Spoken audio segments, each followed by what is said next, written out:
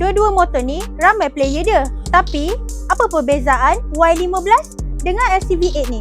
Jom kita tengok.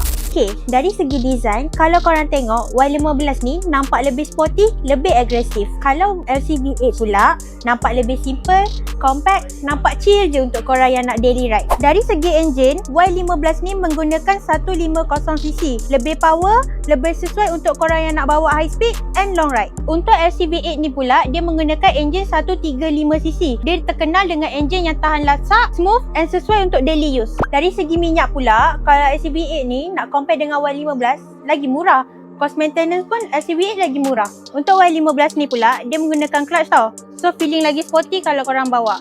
Kalau untuk LCV8 pula, dia tak ada clutch. So korang bawa lagi santai lah. Perempuan pun sesuai nak bawa.